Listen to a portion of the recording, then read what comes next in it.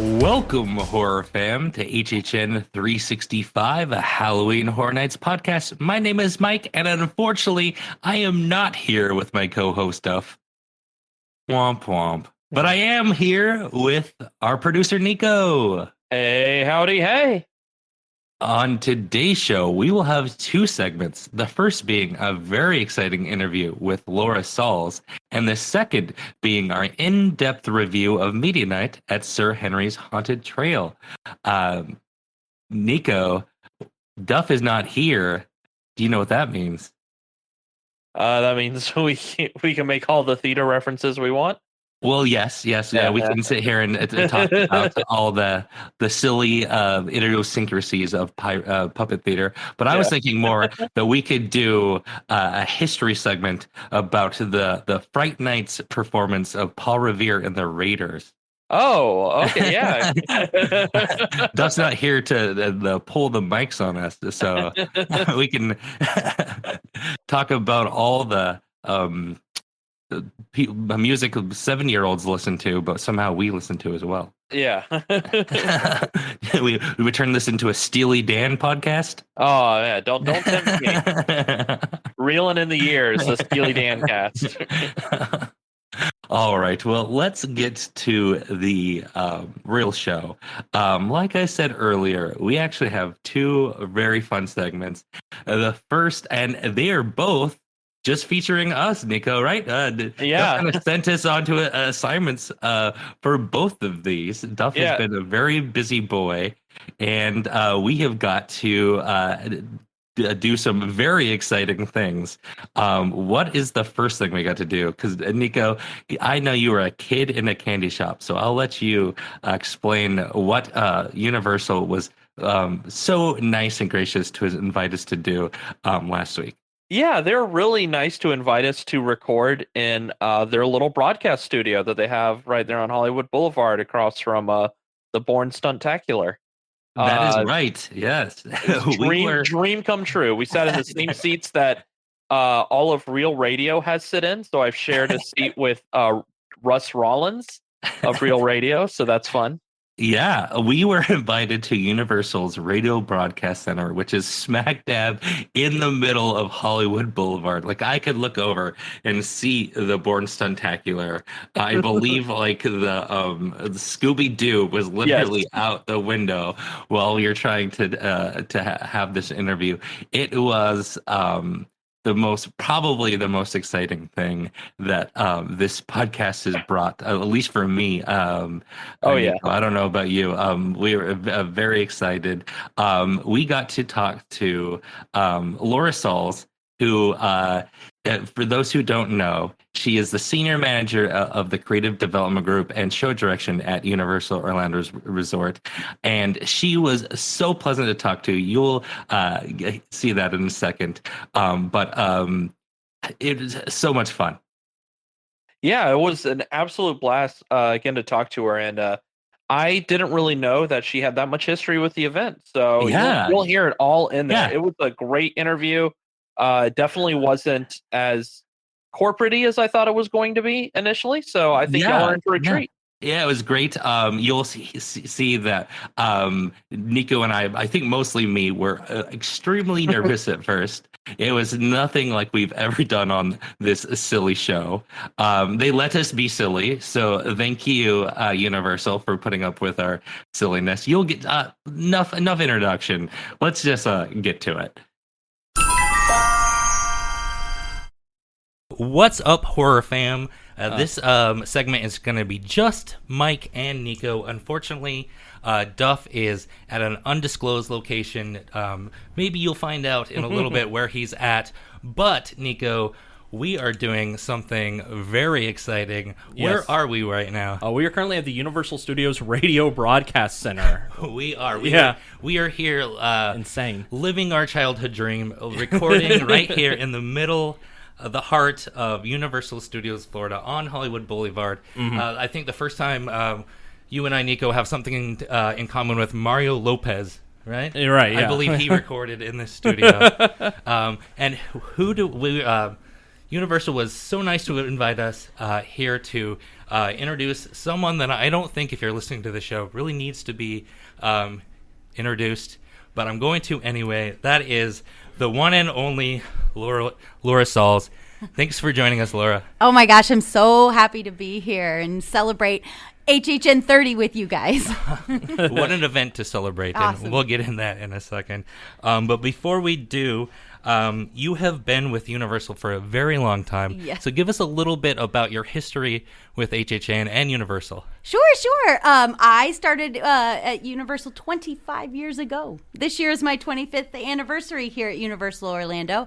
I started as a singing and dancing Bride of Frankenstein, which also correlates to some of the things we're doing in this year's event. Also in a little show called the Beetlejuice Graveyard Review. So again, lots of correlations. I started my journey, if you will, with Halloween Horror Nights in 1998. It feels like yesterday to me, but I know that was a very long time ago. And I've gotten the privilege and honor to work on live shows. I choreographed Bill and Ted for about a decade. I did parades. Then I got asked to do haunted houses, which back then, in about 2001, I was what you call the bag holder. For people to walk haunted houses. I wasn't a fan of being scared. I scared very easily. And when asked by our Vice President of Art and Design, TJ Manarino, asked to join that group, I said, "Are you crazy?"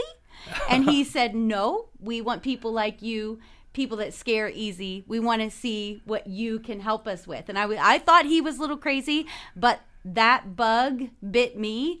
And I've never left, right? I've never left. Right.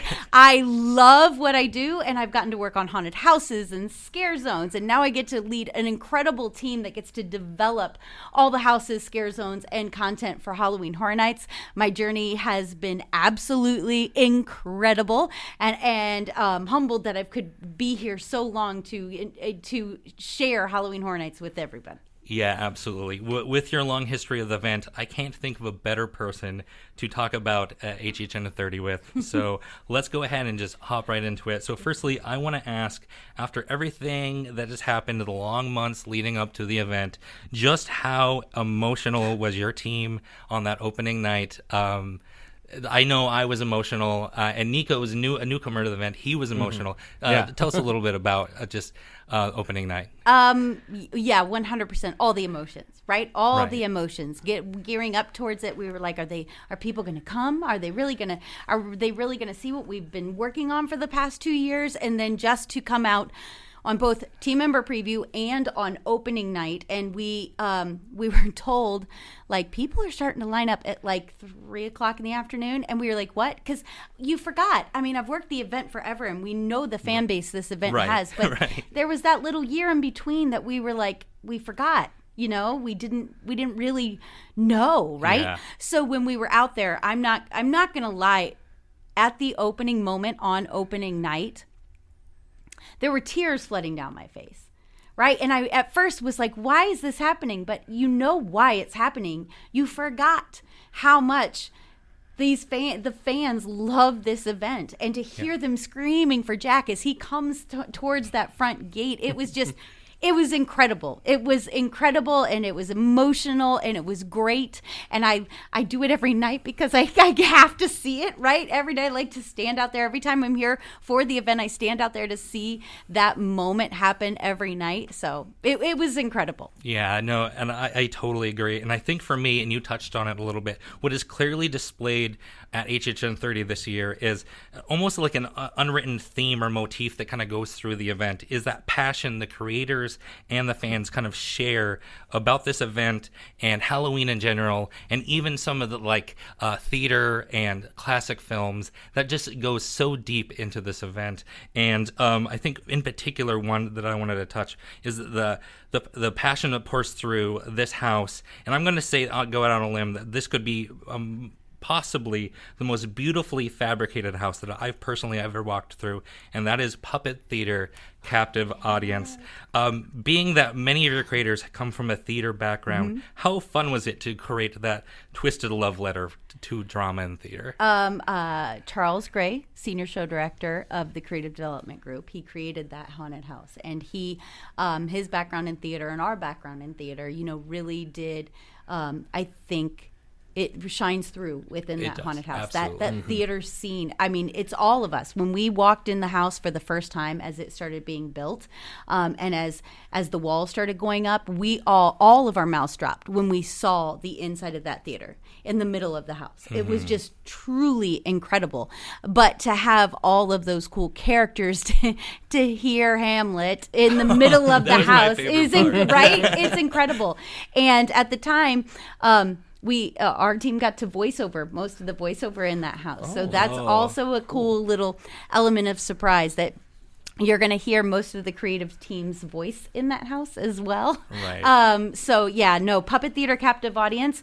It's truly gory, but truly beautiful. Yeah. And I loved how you put it. It is kind of that love letter to theater in some way, right? That's what it is to me. As someone who is a theater geek, I know, Nico, you grew up as a theater geek as well. It's just a love letter to drama in a very twisted, fun way. It's one of those things that you will only see at Halloween Horror Nights. You're not going to see that type of haunt made anywhere else. And then another one that we're kind of in that similar tone is that the passion that really goes through the design and execution of this house is Case Files Unearthed.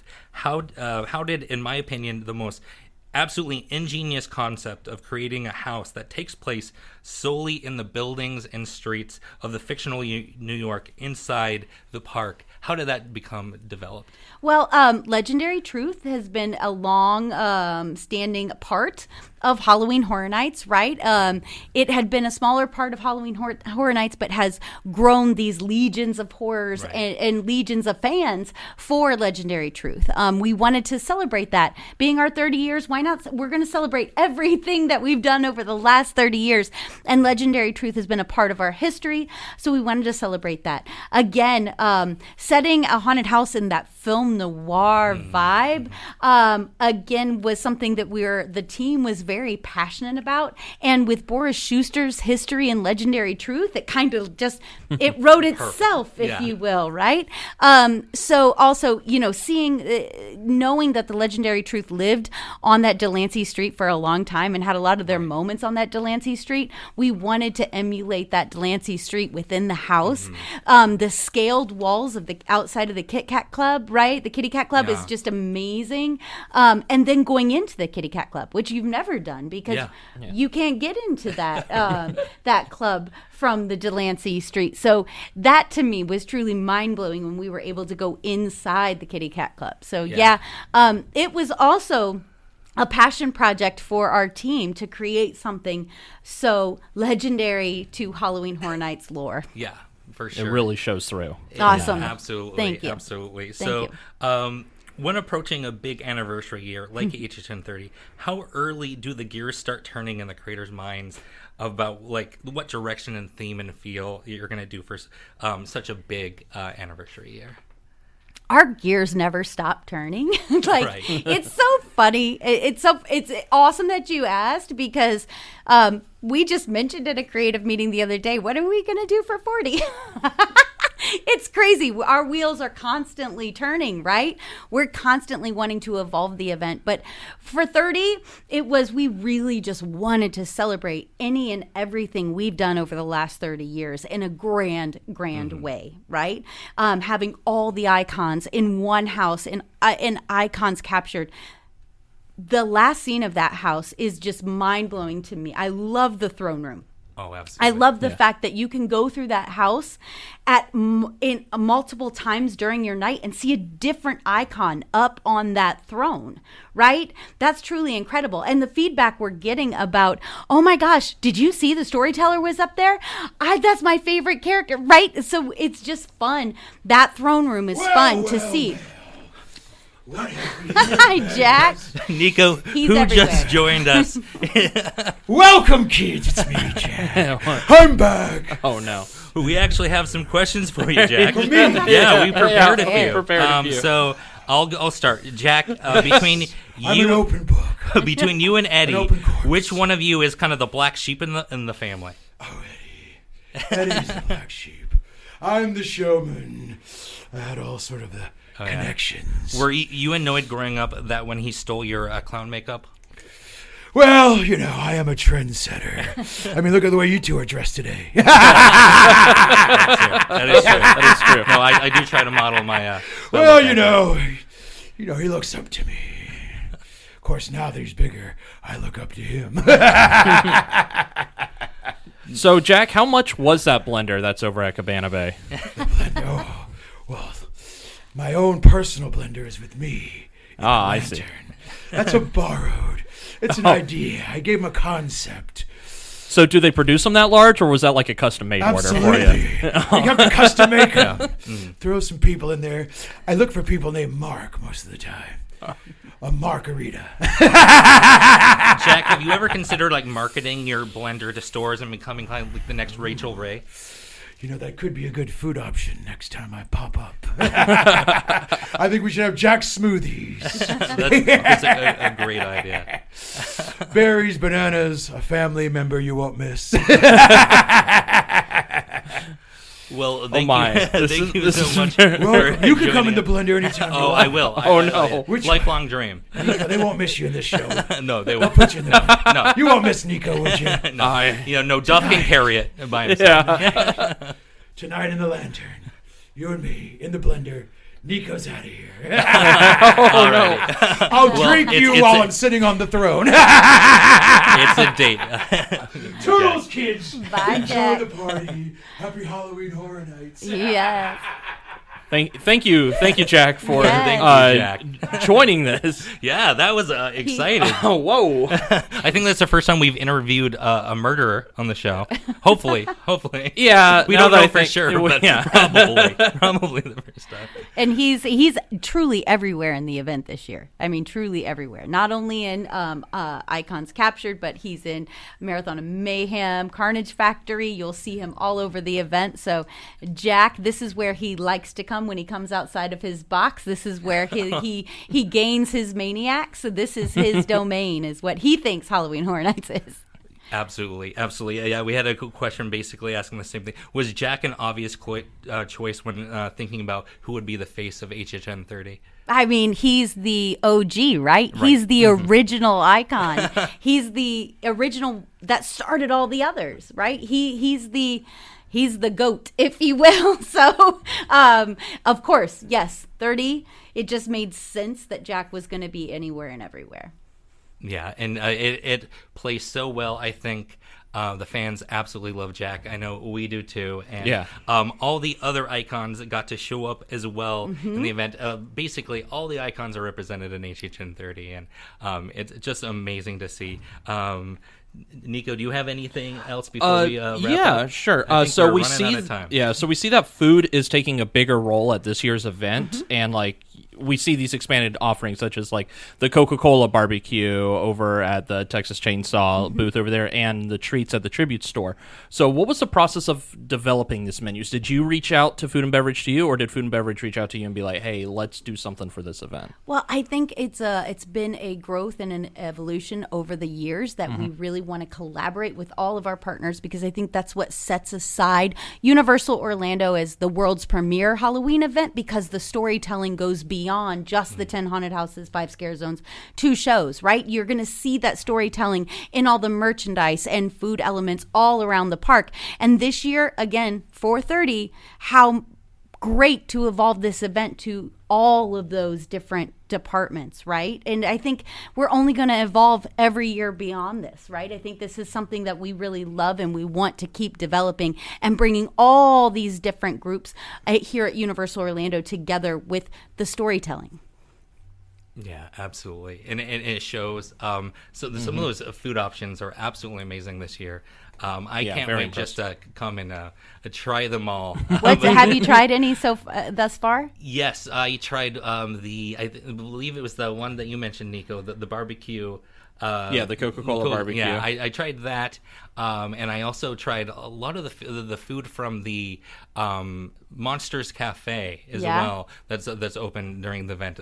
So amazing. Have you tried the Leatherface cherry pie yet? No. It looks incredible. It looks completely terrifying, but completely incredible.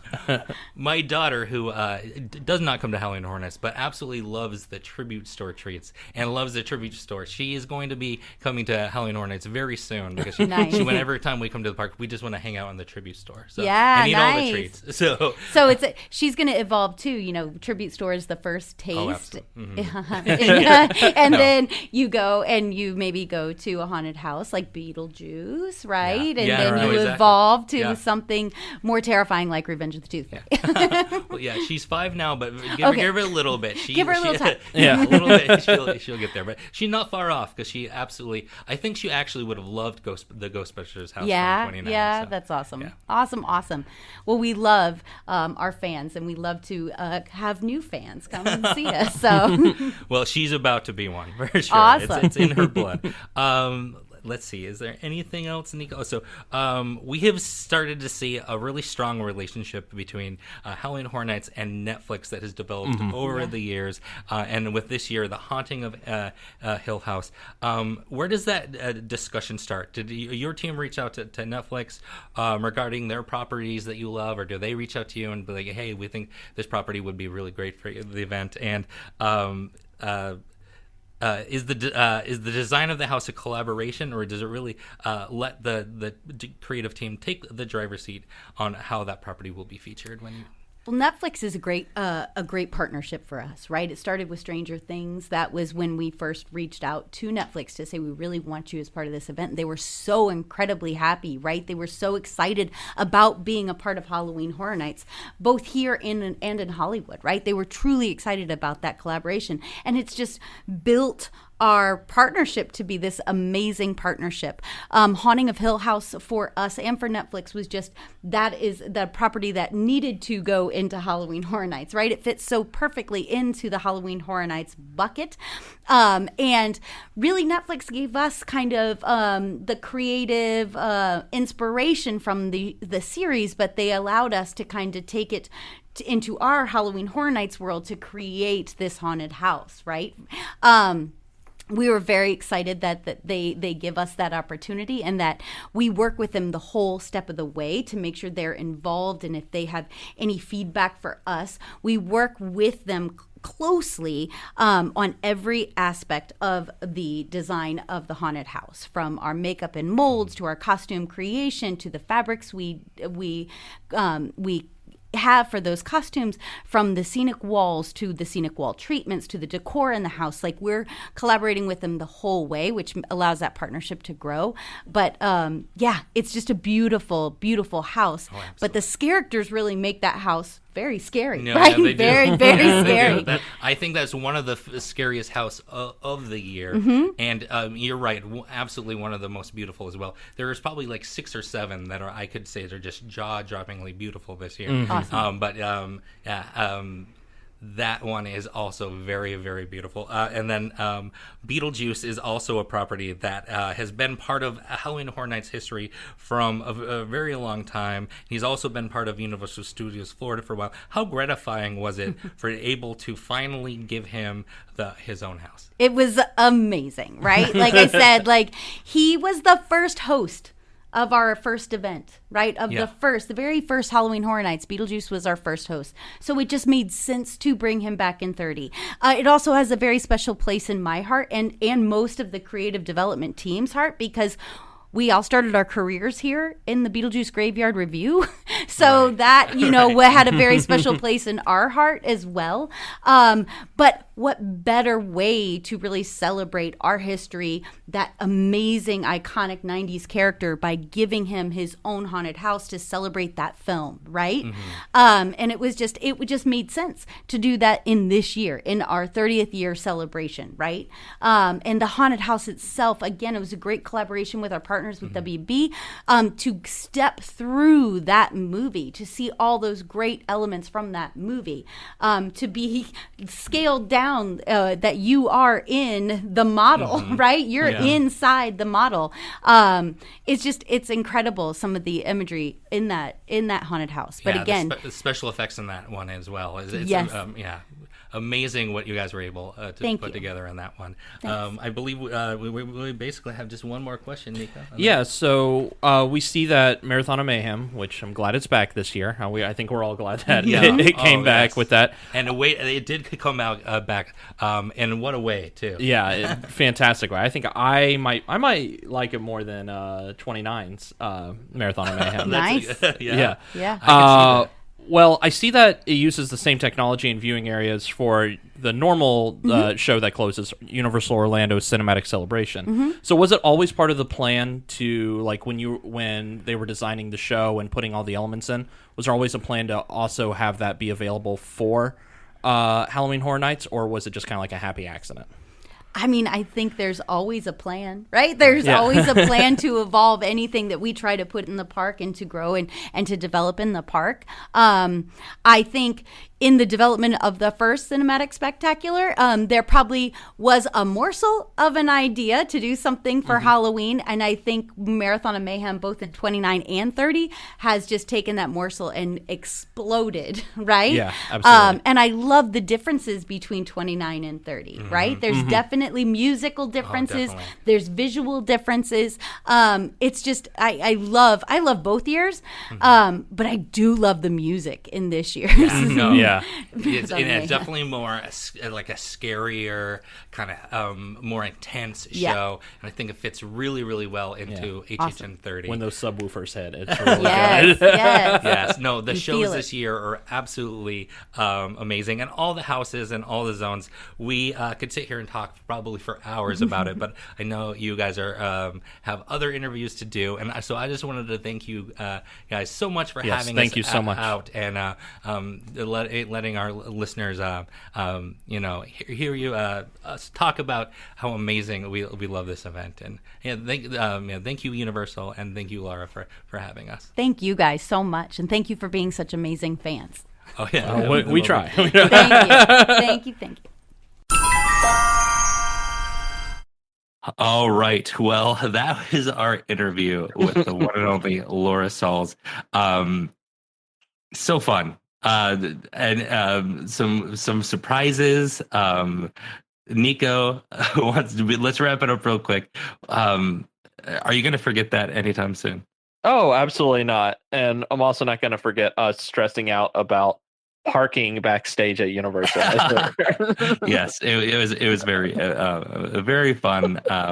Thank you again, Universal, for inviting us out. That was a once in a lifetime opportunity for this little show, and so grateful if you for that opportunity, and thank you for putting up with our silliness. We got to let us be fun and silly with Jack, which is amazing, and I'm just so grateful for that opportunity. It was so amazing. All right, well, let's get into our next segment. Also a very exciting night. Duff unfortunately was not able to attend with us, but he sent us just last Saturday down to Plant City. We could be fueled up the old Nico Mobile and headed down the old my old stomping grounds almost. Yeah, the old stomping ground. And we went to the media night of Sir Henry's Haunted Trail. So before we get started, we are going to try to avoid. So if you haven't been to Sir Henry's Haunted Trail yet, And I'm assuming you probably haven't because it's only been open a couple of days. We're going to try to avoid anything too spoilery. We're going to just mostly talk about kind of our experience, our opinions, but without really spoiling anything. We're not going to, go room by room. We may talk about a little bit of what the background stories are of this, but we're going to be more of like try to treat this as a sneak peek than a full like spoilery review. So if you're trying to avoid spoilers, I believe, and if we make that mistake, we will we can cut it out. But we're gonna try to be as spoiler free as possible moving forward. So, yeah. So where do we start? We headed down to Sir Henry's Haunted Trail. First of all, thank you so much for inviting us, Sir Henry's. What a pleasant, wonderful little haunt you have there. Yes. Yeah. I guess we're getting ahead of ourselves a little bit. We arrived. They got us our name badges real quick, and we arrived pretty early, so it was still light. So we kind of got to hang out, take some pictures. If you're following around on our stories, Nico and I got our corn dog on. We were waiting for the event to start, and we kind of as soon as it got dark, kind of hopped right into it. We just kind of went head on and just started cranking out all the things. They have a lot of stuff going on at Sir Henry's before, and one thing that I was impressed with, if you've never been to Sir Henry's Haunted Trail, there's a lot of lore under the surface at this event. There's a lot of backstory, a lot of lore. That's just kind of seeping under the surface in everything they do here at Sir Henry's. Didn't you kind of pick up on that, Nico? Oh yeah, absolutely. They give you kind of like a Star Wars title crawl before you walk into the house. A big like thing of text to try to set up the mood and set up what you're about to go through in there, which I thought was really cool. Instead of it just being like one of the trails is called Captain's Fury. And instead of like Halloween Horror Nights where you just read one sentence and it's a sometimes maybe not the best description of the house. This one gives a full backstory and lets you go through and really adds to the event in that case. So yeah, and I would say Sir Henry's is like has a lot of backstory and lore just by itself. He's kind of a character, or their kind of icon that's there every time, and he plays a big role in the event. He's kind of very prominent as kind of as a statue and as a roaming character as well. And then there was also a book that you could buy of like kind of the history and lore of Sir Henry's that was being sold there as well. I believe by the author was there actually doing a book signing. So yeah.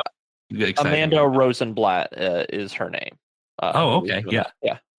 Yeah. So it was a really cool thing to see just how much I have never seen a local haunt that takes so much pride in building the lore and story the way that I saw that was going on at Sir Henry's. And another thing I was cool about is that I think definitely two, but I think all three of them, like each house kind of had its own icon. Like there was like roaming characters around, kind of had, or that kind of hung out at their house. There was, a Knight Marrow is the icon of that house is like a Insidious, and you could meet him outside roaming around, and then the Captain's Fury. There's like an old captain with I don't know his name, but he was roaming around, kind of being like the icon of that. And then there was at a Blood Masquerade. There was like a kind of a woman who I think she was supposed to be kind of the icon of that house as well. I thought it was really cool that they each kind of had a lot of cool roaming around kind of street characters this kind of into that courtyard area.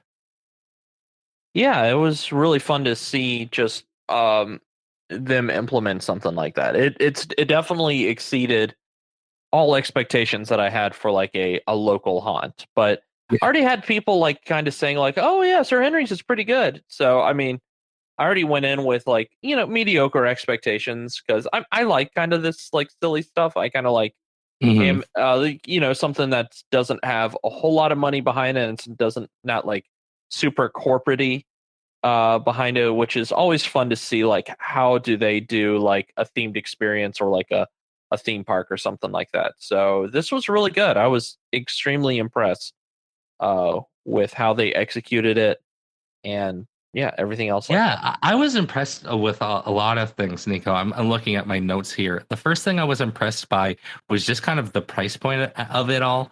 It's it's only like a $25 haunt, and then if you want a front of the line, I believe it's only $10 more, right?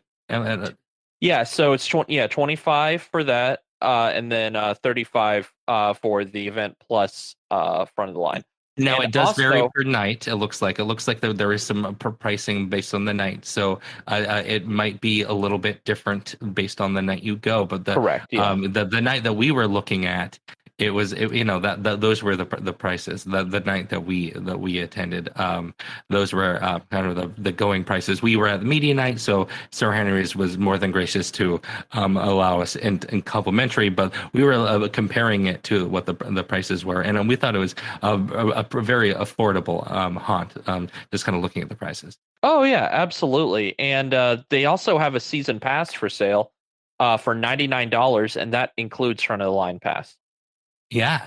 And then they have not only do they have the three haunts, which I guess now is a bit better time than ever to kind of go over them. Yeah. I believe we've mentioned two of the three. That is Night Marrow, Captain's Fury, and Blood Masquerade. They also have two add-on experiences, which I believe are only $5 each, and that is the Escape laser tag game, and they had Pyram Snare, which is an escape room. Yeah, it was really cool, and $5 for both of those are very, I would say, very well priced. $5 per person for that. Yeah, I thought that was honestly, if I had to sit down and pick out what my favorite part of the night was, those were so unique to something I've never really experienced at a haunt before.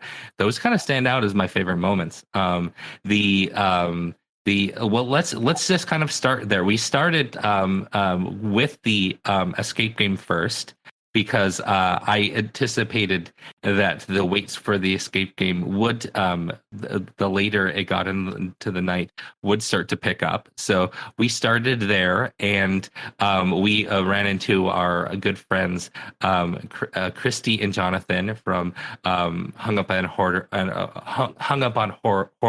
and Christy is from Orlando Decoded as well. We met up with them, and we did the escape game there, and we're not gonna talk about anything that's in the escape game, but we will say just overall impressions. What did you think of the escape game, Nico? We've done a lot of escape games in the past, so we're coming from a very escape game kind of. We do a lot of them. We're big escape game people. We haven't done any since the pandemic happened, so we're a little rusty. But we do a lot of escape games. Oh, I thought we did pretty darn well at this one. To be honest, we did. Yeah, but Pyram Snare is a fun little. It's just a fun little escape room. We're not going to really go in. It had a good mix of kind of like how to figure out there. If you've ever been to an escape room, it kind of has like, the beats that you hit, like you have to do this to unlock here, and there's clues around the room for that. So it's really cool, and they give you 5 minutes to solve it, and we finished with 90 seconds left on the clock. So I thought we did pretty well in that case. We did. It is fun for there, and I thought it was really well done, and the theming inside of it was really cool, and it had really good lighting package and music, and the person watching you uh, will actually activate sound cues, like he told us, like during the thing. So it's a lot of fun, like that. Yeah. So I've totally agree, Nico. One thing I wanted to add is I think you kind of already touched on it. This felt like it was like there's only 5 minutes.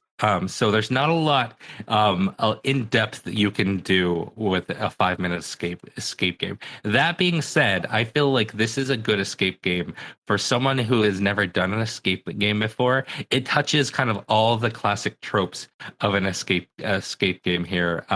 You know, you got the locks, you got the clues, you got the putting them together to come up with a code, and the one thing I thought was cool is like there's a lot of like, ooh, am I supposed to reach in there type of elements. For 5 minutes, it's it was definitely, I would say, on the easier side for someone who does a lot of escape games. But I think for 5 minutes it has to be, right. It can't be very in depth. So if you're well versed in escape games, you're probably going to encounter things that you've seen before. But I think this is an escape game that's definitely designed for people who are just kind of putting their toe into the water. Because I from my understanding, I believe Jonathan and Christy, this was their first escape game, and they left very excited. And I think they kind of got this escape game bug. I could just kind of get a sense that they were it was cool to see that. We should probably definitely do when they want to do a full blown like hour long escape room. We should definitely try to do it with them. I would love to go through them with them again. Yeah, absolutely. Yeah. So, so that was Pyram's snare. Now, the other interesting thing that I found out later is Pyram is actually kind of a character that's roaming around. Nico, do you remember kind of the pumpkin faced guy? Oh, with the that had the pyro stick. Yeah, that's Pyram. Oh, okay, that makes perfect sense now. Oh, cool. Yeah, so that's his like little house. Because so that's Pyram. He's a character that you'll encounter well. That's one of the thing of the Nico hit it as well, is there was like a lot of really cool like special effects. I don't want to we're trying to avoid spoilers, but really cool for a local haunt with some nice surprises. I was very I was having a lot of fun, a lot of silly on Instagram. But that's kind of like how I like to handle those Instagram stories. I don't like to take anything too seriously when I'm out on the bout. It's just kind of the way that I have fun. But here on the podcast, I'm much more serious when discussing these things, and I thought it was a lot of fun. Yeah, Sir Henry's did a good job with their walk around characters. There really isn't a scare zone here, mind you. No. Yeah. There is kind of like a little weenie in the middle of the three trails in like the middle of this field. There is like the tree, and then I think that's what Sir Henry's grave. Yeah, that's I believe Sir Henry's grave, and then that tree is definitely have some sort of to the lore. I have to admit that I am not as familiar of the lore as I wish I was going into this podcast. But yes, that definitely has something to do with the whole lore and story that's all built around this event. Is that tree? But okay, so then next, I believe we went right into the I called it escape. I believe it's breakout. Breakout, the laser tag game. So breakout. Yeah, we went right to breakout. And Nico, what did you think of breakout? Again, avoid any spoilers. I avoid any spoilers. As a kid of the 90s, this really scratched the old laser tag itch. Yeah. This was a system that I'm not familiar with. Where me too. I was a little thrown off by it, and not gonna lie, I was a little, but yeah, I was not a system I was familiar with. Go ahead. Sorry. Yeah. So you have like you don't wear a vest on this one. So if you're like, ew, this is COVID, I don't really want to go to Plant City and have them put a sweaty vest on me. Don't worry. There's no like a vest that has targets on it for there. The target is actually on the gun. So you can play the laser tag like that. It's an outdoor laser tag scenario, so you don't go inside for that. So that kind of helps with, if you're feeling like you want to get into that. And it was laid out pretty well with a reload mechanic and a respawn mechanic. Those are something that you don't really see in much laser tags that I've been to, but they were a lot of fun. And then there are some really cool kind of like Halloween events that like Halloween style things that happen during the laser tag game without tipping into spoilers, but it's definitely something cool to check out. I had a blast. I did too. I liked it too. Now, I will say that a warning: if you are to do this, it is a very fast game. It's only 5 minutes. So, if you pay attention to how they teach you how to reload and respawn, because they go over it pretty quickly, obviously, because they have a line of people waiting. And if you're not paying attention, you will spend the first 90 seconds to 2 minutes of a 5-minute game trying how to figure out how to reload your gun, because there is like a reload mechanic. So, and it's like it's dark. I couldn't see a darn thing. My night vision is terrible. And so I was trying to figure out how to, I spent most of the game, to be honest with you, trying to figure out how to get the gun to work. But that's not a fault to the game. That is a fault to me of not paying attention to when they were teaching me how to use the gun, because they did teach us, and I was just not paying attention. So that is my fault. But it was a lot of fun. I enjoyed it. Once I figured out how to use the gun, I was full sails ahead. You know? Yeah, we won, by the way. Our team won. I don't think we did. We're all winners here. We're all winners. We enjoyed. We had the real winners is the friends we made along the way. The listeners who get to hear of how excited we were play breakout laser tag game. It was a lot of fun. Yeah, I had a really good blast with that, and $5 a person. Yeah, definitely. Totally worth it. Totally worth it. Great deal for that. Yeah. I like to say $1 a minute is a pretty good price for when it comes to a price for when you're coming up with things like that. $1 a minute is a pretty good price. So 5 minutes, $5 for 5 minutes of fun. It's worth it, in my opinion. I thought it was good.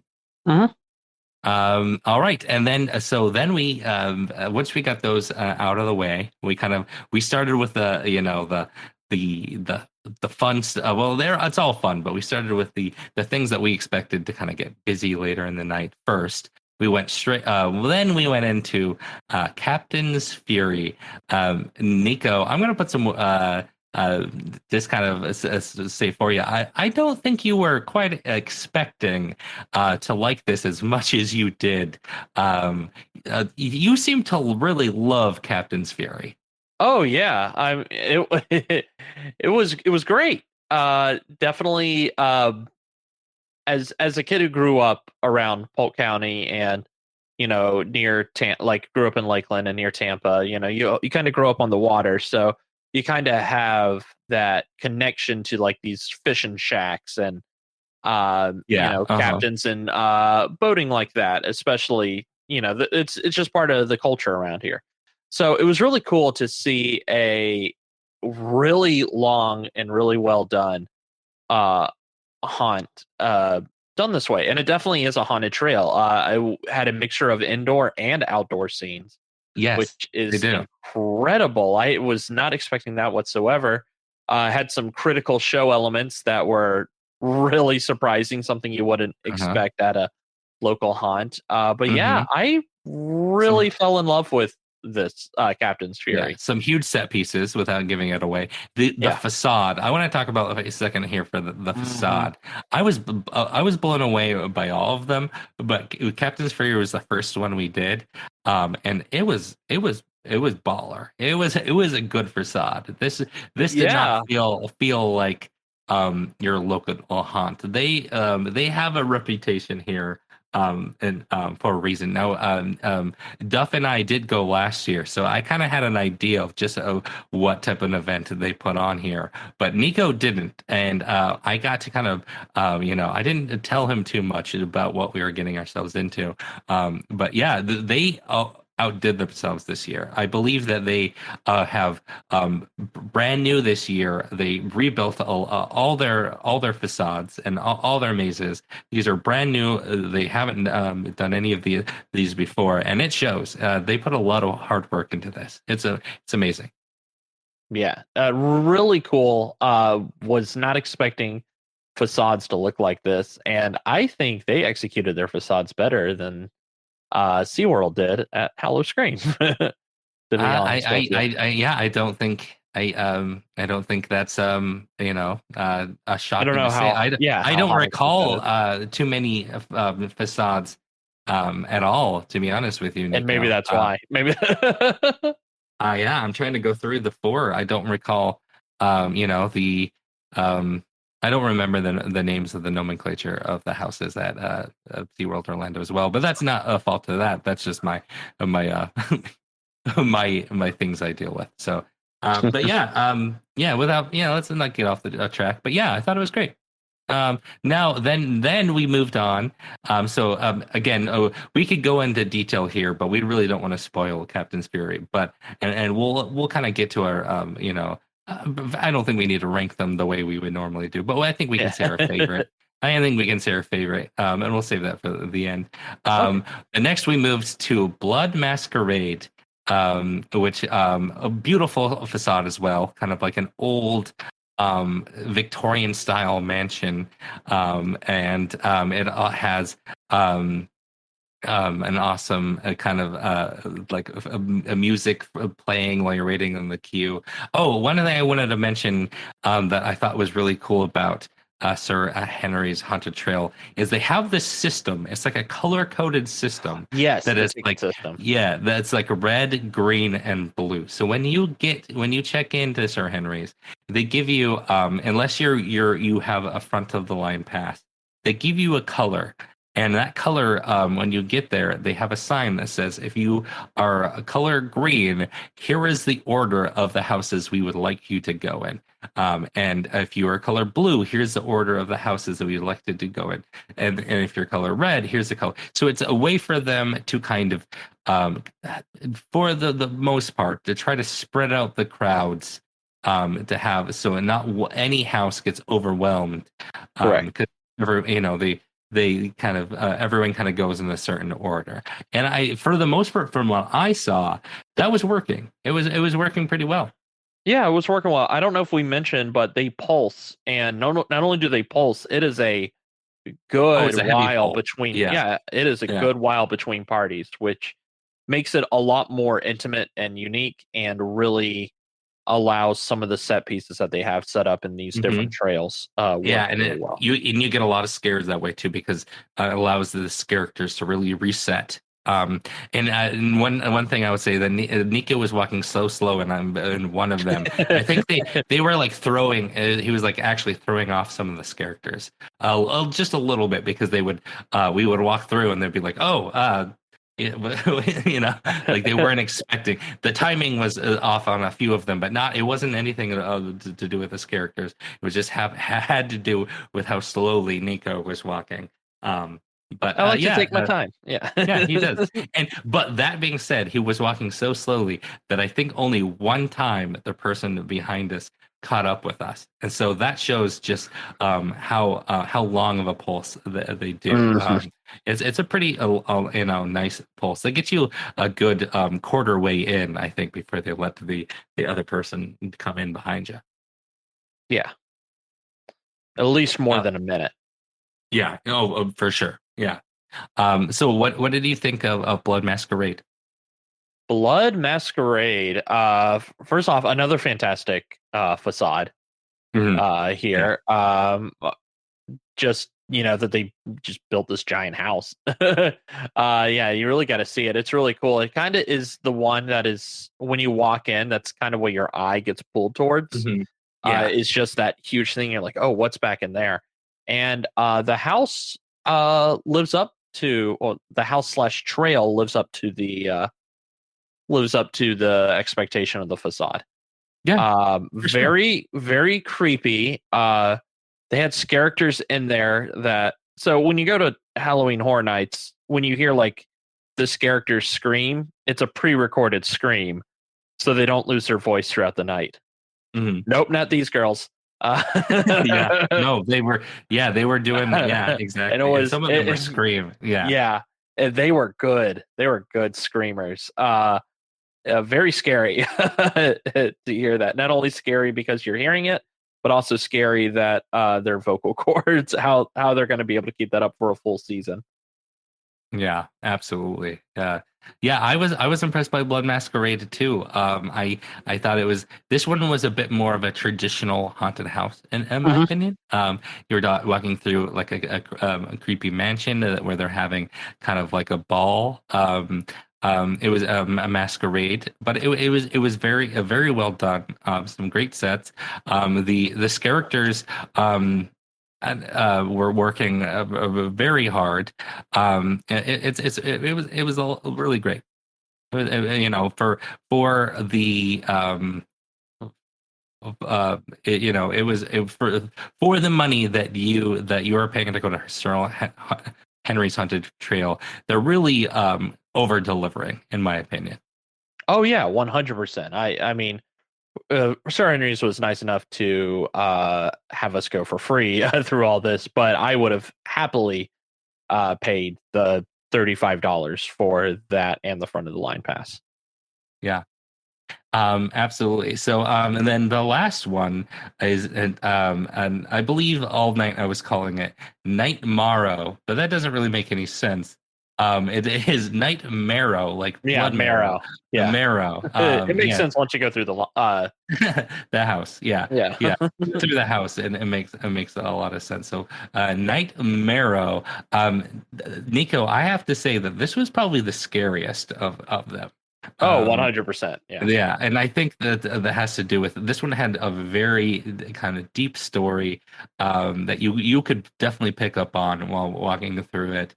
It had your traditional cemetery vibes going on, and I think what we liked about this one is this one felt like the longest, and this one was like definitely lives up to the Haunted Trail title of Sir Henry's Haunted Trail. You were hiking back there in the woods, and you don't know if you're going to encounter a character or a gator, and it is pretty terrifying. Yeah, it's really neat that they made it so long and made you feel like you are walking through some backcountry and through Plant City. There, yeah, I felt like we walked all the way to Brandon. Like, it was a bit of a trick. You know, yeah. I was thinking we're about to run into the giant Confederate flag that's on hanging in Brandon. I was going to try to tear it down. Yeah. Well, that's the last thing I remember about when I was in Brandon is driving down the major interstate and thinking, oh, this is a nice area. Oh, wait, there's a giant fucking Confederate flag flying here. Maybe this isn't so nice. Fucking Brandon. Way to go, Brandon. Anyway, I'll get off my fucking. There was a lot of audio, like on trail audio throughout this one that really enhanced the experience a lot more in this one than in the other ones, where it was like not really having a character, but having like speakers and stuff hidden and set up to make animal sounds while you're back there to spook you out even more, which I thought was a really neat touch through there. This was pretty cool. This was definitely you and I are both fans of like haunted hay rides, and while this might have been better like if it was a hay ride, like I always like sitting down in a thing of hay and I like the smell, but it was really fun going back on the trail and coming all the way back in and not knowing where you were turning around or that. Yeah, I got really lost back there. Which me too. Great to and have. I think it added to the scares. I just didn't quite know. I was getting my quite spooked. I have to say. It was very well done on Nightmare. I think that I would say a pretty solid mini review of all three. Nico, which one was your favorite of the three? Oh man, Captain's Fury, I believe, is my favorite. Yeah, I think I have to agree with you, but with Nightmare being a close second, just due to the story elements and the just pure. It's very scary, but I think Captain's Fury has a few surprises that just put it over the edge for me. Some critical show elements within Captain's Fury, I think, really sets it over Nightmare. But Nightmare is still really good. But that's really not to discredit Blood Masquerade. Blood Masquerade. No, it's good too. It's good too. I think Blood Masquerade has a lot going for it. I think it's just, Captain's Fury is really so well done, and Nightmare is so scary that Blood Masquerade, when you're kind of talking about it, just it's still great, but I don't think can quite compete with the other. So if you like gore, Blood Masquerade would probably be a little bit higher up for it. Yeah, that is the goriest of the houses. And if kind of like masks and masquerades. Very good theming in there. And it does have this, it is kind of creepier than the others. It has that good theme to it. It is noticeably shorter than the other two. That's probably the only criticism I could have for Blood Masquerade, is that it just doesn't feel as Captain's Fury and Nightmare go on for really long times, which are great. But Blood Masquerade, probably about half the time of either one of them, maybe a little bit more than half, but it did definitely feel shorter than the other two. Yeah, I would have to agree. But that's not saying anything. What you are getting in Blood Masquerade, I think is some really exactly. Great. And I would have to say that maybe that gets this Blood Masquerade, not to discredit the others, but I think Blood Masquerade might get the scare team, the team's characters of my favorite of the characters that they seem to be having the most fun. 100%. I mean, they were all having a lot of fun, but I think Blood Masquerade, the theming, they really got into it. The best characters were in Blood Masquerade. I would agree. Yeah, I think that they were, really enjoying themselves, and it showed. And it, we got to be a little silly back, and that's always fun when you're joking with them, and they kind of improv back to you, and they don't just kind of roll their eyes at you when And that's why I enjoy when they're not just have triggers. Is that you can throw a little banter back and forth, and it's fun. It's a theater experience. But it's still long form improv, and that goes to say all of the staff there was very nice, definitely. And very well accommodating. If you had some if you were definitely. They were very accommodating to any situation, it seemed that I observed. We overheard we overheard a couple of people saying hey, there's this and that, can we modify some things? And they were very very quick to be absolutely, we will modify this to this show element here or there to make sure you're comfortable, especially with the escape game and the laser tag. They were very quick to be we can adjust things for you if you have you need accommodations. And so that I was very impressed. Something you wouldn't expect from a little thing there. And I think that's what I can say about Sir Henry's is whatever expectations you have about a local haunt or anything like that, it's completely thrown out the window by how well this was executed from the top down. Mm-hmm. Yeah, definitely. And I think this is not like a hidden secret. I think people in the Orlando haunt community have known that Sir Henry's is there a long time.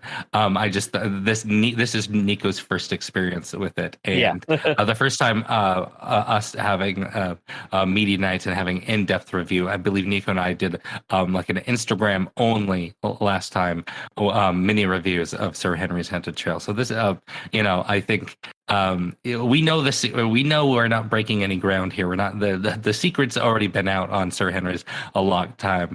We're just kind of giving it the HHN stamp of approval, saying that if you haven't heard of Sir Henry's, or if you haven't got to experience it yet, really give it a shot. You're going to be impressed.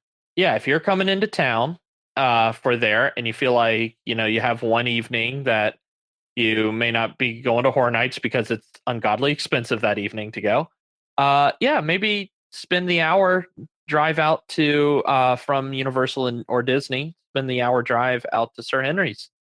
I would definitely recommend driving out there for that. Mm-hmm. Yeah, absolutely. Well, any last thoughts of Sir Henry's before we wrap up? Nico? So any tips or tricks? Yeah, here's the big tip, and I think we're both getting to this here. This is Central Florida. This is in the middle of a field, and it is still warm-ish outside. So please bring bug spray. Yeah, bring the bug spray. Bug spray. Yeah. This is an outdoor event. Yeah, in an area that doesn't have quite the mosquito control because it's a field. It's not going to have the mosquito control of, say, any of the Orlando parks. They seem to be like they were trying. They were trying. Absolutely. But you can only do so much. But yeah, we don't want any of our listeners to catch West Nile. So please come prepared, unlike we were. Please, in the parking lot before you go in, lather up with your DEET, unless your brain is still developing, and then don't use DEET. But yeah. Yes, and bring cash. Just some of the food booths charge $1 extra for credit card usage. That was really the only other thing for that. Parking's free. So that's good. I was impressed by that. The very cute little farmers market that we were being silly with on the Instagram, but I thought it was a nice touch, to be honest. The way that Nico and I like to show our appreciation is when we like to be silly with things. And so I thought that was very cute. And Nico, you forgot to get your bourbon butter. Oh no, I forgot to get that bourbon butter. Oh no. Yeah, you're going to have to head down to pick up your bourbon butter. I'll have to go back. Which I might. I don't know, but Duff hasn't gone yet. You have. I'll send the $6 with him to go get the bourbon butter. Yeah. All right. Well, that just about does it for our review, Sir Henry's Haunted Trail. We have a backlog of things that we need to talk about on this show. So Duff should be back next week, I believe. If you are following along, you know where he spent the last, I think, 2 weekends ago, and we haven't gotten around for him to talk about his experience over at HHN Hollywood. So keep an eye out for that coming, I believe, next week. As always, you can follow us along on Twitter, Instagram, and we have our new YouTube channel at HHN365. Always leave us a voicemail at 407-906-3405. Let us know what you think. Let us know if you have any segment suggestions. I'm looking for, I talked about it on the last week. I'm going to be kind of more like your segment man. So if you can think of any fun things to send me to go do, I will do my best to go report on them and bring back the information on things around Orlando or little projects. If you have any suggestions of what I should do here to keep busy, let me know. Because I can't necessarily talk about Halloween Horror Nights the way I would like, but still want to be a part of this thing until that changes. So yeah, let me know what you think I should be putting my time towards. All right. Well, thank you so much. And we'll see you in the streets.